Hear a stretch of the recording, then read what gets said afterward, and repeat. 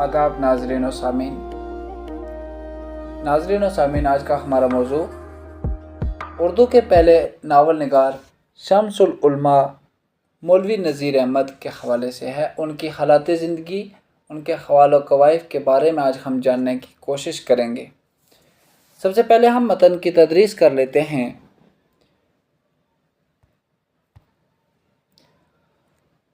शम्सुल उलमा मौलवी नज़ीर अहमद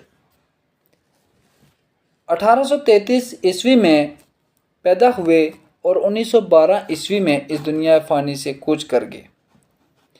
शम्सुल उलमा मौलवी नज़ीर अहमद की शख्सियत बड़ी पहलूदार थी। वो अरबी और फ़ारसी के मुंतही थे, वो आलिम दीन थे, वो फ़क़ीह और मुतकल्लिम थे, वो मुतरज्जिम अल कुरान थे, कानूनी किताबों के भी कामयाब मुतरज्जिम थे। मौलवी नज़ीर अहमद उर्दू के अदीब और शायर थे, नावल निगार थे। वो अपने ज़माने के बुलंद पाया ख़तीब और मुकर्रर भी थे। कहा जा रहा है कि मौलवी नज़ीर अहमद जो थे उर्दू अदब की एक बड़ी बुलंद पाया और एक आला पाया की शख्सियत थे जो हमारे उर्दू अदब में नमूदार हुए। वो अरबी और फ़ारसी ज़बान में महारत रखने वाले थे। वो एक आलिम दीन भी थे और फ़क़ीह भी थे और मुतकल्लिम भी। वो कुरान पाक के मुतरज्जिम भी थे, यानी तर्जुमा करने वाले भी थे। वो तर्जुमा जानने वाले भी थे।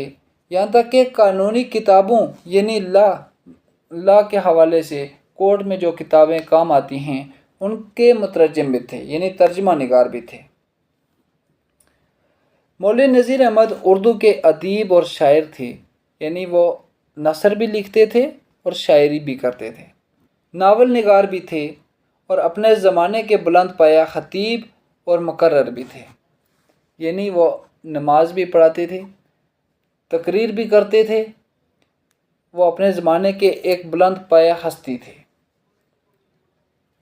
मौलवी नज़ीर अहमद जो डिप्टी नज़ीर अहमद के नाम से भी मारूफ़ हैं, यानी मशहूर हैं, वो ज़िला बजनौर के एक गाँव में पैदा हुए, लेकिन वो बहुत कम उम्री में दिल्ली चले आए थे। उनकी तालीम का पूरा ज़माना इसी जगह गुज़रा। इत्तेफाक से यहीं के एक अहले इल्म ख़ानदान में शादी हो गई। उसका नतीजा था कि उन्हें उर्दू पर अहले ज़बान की सी कुदरत हासिल हो गई थी। क्या हुआ कि मौलवी नज़ीर अहमद जो थे वो ज़िला बजनौर के रहने वाले थे, लेकिन बचपन के ज़माने में ही वो बजनौर से दिल्ली में आ गए और उनकी तालीम का जो सिलसिला था वो सारे का सारा दिल्ली में हुआ। और इत्तेफाक से यहीं पे क्या हुआ कि एक अहले इल्म ख़ानदान से उनकी शादी हो गई, जिसकी वजह से उनको ज़बान के ऊपर कुदरत हासिल हो गई, यानी ज़बान के ऊपर उन्हें अबूर हासिल हो गया, उनको ज़बान के ऊपर दस्तरस हासिल हो गई और वो इस ज़बान को बहुत आसानी से बोलने में कामयाब हो गए। मौलवी नज़ीर अहमद एक साहिब इल्म और फ़ज़ल ख़ानदान के चश्म चिराग थे। चश्म चिराग कहते हैं एक ऐसा शख्स जो अपनी आँखों में बेनाई भी रखता हो और रोशनी भी, यानी एक ऐसा ख़ानदान के अंदर एक ऐसा फ़र्द मौजूद होना जो इल्म व अदब से वाबस्ता हो और इल्म व अदब में अबूर हासिल कर रहा हो और वो ये जानता हो अच्छाई क्या है, बुराई क्या है, इल्म से उसकी वाबस्तगी हो, उसे हम चश्म चिराग कह सकते हैं। उनके वालिद मौलवी सादत अली उन्हें भी आलिम व फाजिल बनाना चाहते थे। वो उन्हें 9 बरस की उम्र में दिल्ली लाए और यहाँ मस्जिद औरंगाबादी के मौलवी अब्दुल हालिक के हवाले कर गए कि वो उन्हें अरबी पढ़ाएं और आलम बना दें। लेकिन कुदरत के लिखे को कौन मिटा सकता है। उनकी सरे-नविश्त में तो ये लिखा था कि वो उर्दू के पहले नावल निगार बनेंगे। इस सूरत में भला वो किसी मस्जिद के पेश इमाम क्यों कर बन सकते। दिल्ली कॉलेज में 9 साल तक तालीम पाने के बाद 1853 ईस्वी में फ़ारिग होकर पहले महकमा तालीम में मुलाजिम हुए। यहाँ की मुलाजमत के दौरान उन्हें कानून की मुख्तलिफ़ अंग्रेज़ी किताबों के उर्दू में तर्जमा करने का मौका मिला। ये तर्जमे बरजस्ता थे। इनमें सैकड़ों इस्तिलाहात असल मतन की इतनी सही ताबीर करती हैं कि जिसने देखा ان کی تعریف میں رطب اللسان ہو گیا۔ ان کی وضع کردہ اصطلاحیں آج ہماری زبان کا حصہ بن چکی ہیں۔ اب یہاں پہ بات ہو رہی تھی کہ ان کی زندگی میں یہ لکھا ہوا تھا کہ یہ ایک پہلے ناول نگار بنیں گے، لیکن ان کے والد صاحب چاہتے تھے یہ ایک مسجد کے امام بنے، لیکن جو قدرت کو منظور ہوتا ہے وہی ہوتا ہے۔ اور مولوی نذیر احمد نے اپنی زندگی میں جو ان کو بننا تھا اسی کام کو، اسی منصب کو اپنا منشور بنایا اور اسی کام پر چلنے کی کوشش کی، اور اپنے سلسلہ پڑھائی کو لے کر چلتے ہوئے انہوں نے ملازمت بھی کی۔ اور 1854 عیسوی میں جب وہ ملازم ہوئے تو ان نے ملازمت کے دوران انگریزی کی کتابوں کے ترجمے کرنے شروع کر دیے، اور انہوں نے اتنے اچھے ترجمے کیے کہ انگریزی کے الفاظوں کو اردو میں اس طرح سے استعمال کیا کہ وہ الفاظ ٹھیک اردو زبان کے ہی لگنے لگ گئے، اور آج ہم فخر سے ان الفاظ کا استعمال کرتے ہیں۔ اور بڑی خوش نصیبی کی بات ہے کہ ہمیں ایسے ادیب، ایسے فنکار ہمیں ملے جنہوں نے ہمارے لیے اتنی آسانیاں پیدا کی۔ یہی نہیں بلکہ بعد کے ترجمے کرنے والوں نے ان سے روشنی اور رہنمائی حاصل کی۔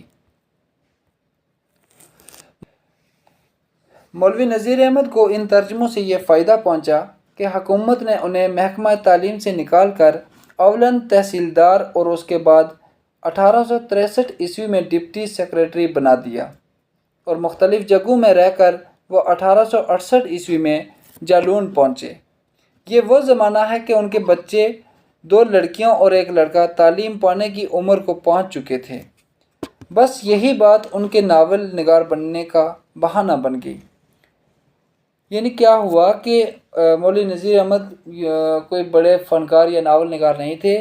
دراصل جب وہ اپنے بچوں کی تعلیم کے سلسلے میں توجہ دینے لگے تو انہیں کوئی ایسی کتابیں نہیں ملی، تو انہوں نے کیا کیا کہ اپنی 2 بیٹیوں اکبری اور اصغری اور اپنے بیٹے کے لیے قصے چھوٹے چھوٹے لکھنے شروع کر دیے، اور وہی قصے بعد میں ناول کی شکل میں ہمارے سامنے روبرو ہوئے۔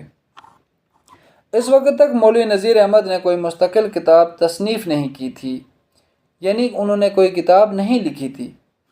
اس سے پہلے جیسا کہ کہا گیا، انہوں نے صرف چند قانون کی کتابوں کا ترجمہ انگریزی سے اردو میں ترجمہ کیا۔ یعنی اس سے پہلے تو صرف انہوں نے قانون کی ہی کچھ کتابیں تھیں جن کا انگریزی سے اردو میں ترجمہ کیا تھا۔ اب جو ان کے بچے پڑھنے کے لائق ہوئے تو انہیں ان کے لیے مناسب کتابوں کی تلاش ہوئی، لیکن بے سود۔ لیکن جب ان کے بچے پڑھنے کے لائق ہو گئے، پڑھنے کے قابل ہوئے، تو انہیں مایوسی ہوئی کہ میرے پاس کوئی ایسی کتابیں نہیں کہ میں اپنے بچوں کو دے سکوں۔ ان کی خواہش کے مطابق کوئی کتاب دستیاب نہ ہوئی، اس لیے انہوں نے مصمم یعنی پکا ارادہ کیا کہ اپنے بچوں کے پڑھانے کو میں خود ایسی کتابیں لکھوں گا جن کے پڑھنے سے ان کے دماغ روشن ہوں۔ چنانچہ انہوں نے یہ پکا ارادہ کر لیا کہ اب اگر کتابیں موجود نہیں ہیں تو میں اپنے آپ سے ایسی کتابیں لکھوں گا کہ جن کی وجہ سے ان کے دماغ کے اندر دماغ کی جو بتی ہے، یعنی دماغ کی روشنی جو ہے وہ جاگ اٹھے، ان کا دماغ جو ہے وہ روشن ہو سکے، ان کے دل میں مزید تعلیم حاصل کرنے کا شوق پیدا ہو اور وہ اچھے شہری بن سکیں۔ اس مقصد سے انہوں نے 3 کتابیں لکھنا شروع کی: لڑکیوں کے لیے مرات العروس اور منتخب الحکایات، اور لڑکے کے لیے چند پند۔ یہ کتابیں انہوں نے لکھی: لڑکیوں کے لیے مرات العروس اور منتخب الحکایات، اور لڑکے کے لیے چند پند۔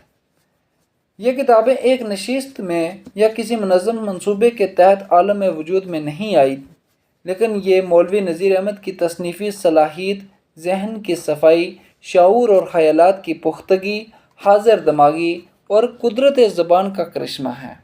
یعنی ان کے ذہن کی صفائی تھی، ان کی سوچ جو تھی وہ بالا سطح کی تھی، ان کے خیال کے اندر پختگی تھی، ان کے دماغ کے اندر تازگی تھی، اور زبان کا جو کرشمہ تھا وہ ایک انمول تھا، جس کی وجہ سے انہوں نے یہ کہانیاں لکھی کہ یہ افسانے پلاٹ کے پہلو سے مکمل اور بیان کے لحاظ سے ایسے دل نشیں ہیں کہ تعجب ہوتا ہے کہ ایسی ٹکڑے ٹکڑے کر کے لکھی ہوئی کتاب میں یہ تسلسل اور ربط کیوں کر قائم رہا۔ मौलवी नज़ीर अहमद उर्दू के पहले नावल नगार हैं। उनसे पहले यह सनफ़ हमारी ज़बान में नापैद थी। तौबतन नसूह की बाज़ खसूसियात बहुत अहम हैं। इसमें किरदार निगारी अपने पूरे कमाल पर है। अशख़ास किस्सा में से हर एक फ़र्द का किरदार बड़ी चाबकदस्ती से बतदरीज मुकम्मल किया गया है। यूँ तो सब किरदार ही अहम हैं, लेकिन उनमें से 3 ख़ास के तौर पर काबिल ज़िक्र हैं। ये हैं नसूह, कलीम और मिर्ज़ा ज़ाहिर दारबेग। ये इस नावल के बहुत अहम किरदार हैं। ये मौलवी नज़ीर अहमद के हवाले से गुफ्तगू हो रही थी। मुझे उम्मीद है आपको कुछ ना कुछ इसके बारे में समझ आया होगा। अब जब आप ख़ुद इसका मुताला करोगे आपको समझ आ जाएगी कि मौलवी नज़ीर अहमद किस दर्जे के फ़नकार थे। उनको घर वाले क्या पढ़ाना चाह रहे थे, लेकिन उनकी ज़िंदगी में क्या था, उनका जो मुक़द्दर था वो क्या था, उन्होंने क्या बनना था और क्या बने। उनको ये इल्म भी नहीं था कि वो पहले नावल निगार बनेंगे, लेकिन उन्होंने अपने बेटों की, अपने बच्चों की तरबियत के वास्ते कहानियाँ लिखनी शुरू की।